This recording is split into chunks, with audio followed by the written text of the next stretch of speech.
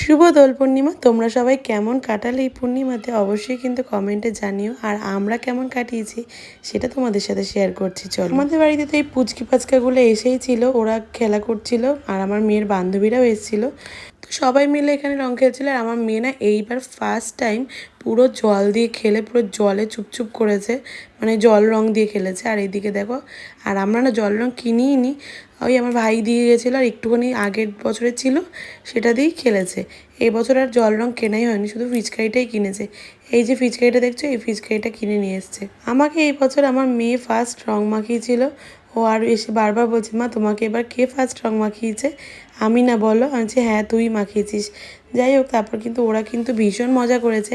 আর আজকের খাওয়া দাওয়ার মেনুতে ছিল ফিশ ফ্রাই, মানে সমস্ত রকমের মাছ ভাজা, আর এখানে চিকেন, যেটা কিনা আমার বর রান্না করছিল। ও ভীষণই ভালো চিকেন রান্না করে, তো চিকেন রান্না করছিল। আর এখানে সবাই চলে এসেছিলো। আজকে দুপুরে মেনুতে ছিল ভাত, মাংস আর এই মাছ ভাজা। আর সবাই শুধুও খেয়েছে আবার ভাত দিয়েও খেয়েছে। আর এদের দুটোর অবস্থা দেখো, শুয়ে পড়ে ওই আবিরগুলো গায়ে মাখছে, কি অবস্থা! আর ওদেরকে দেখলে চেনা যাচ্ছে। আমার মেয়ে এবার মন খুশিভাবে রং খেলেছে।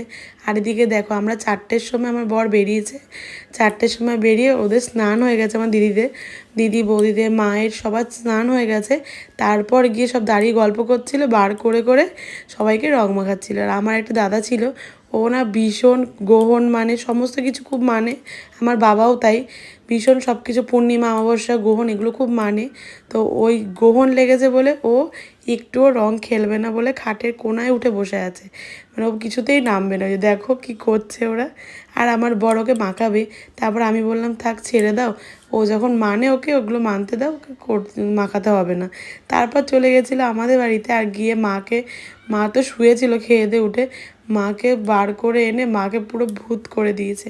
যাই হোক, তোমাদের ভিডিওটা কেমন লাগলো অবশ্যই কমেন্টে জানিও।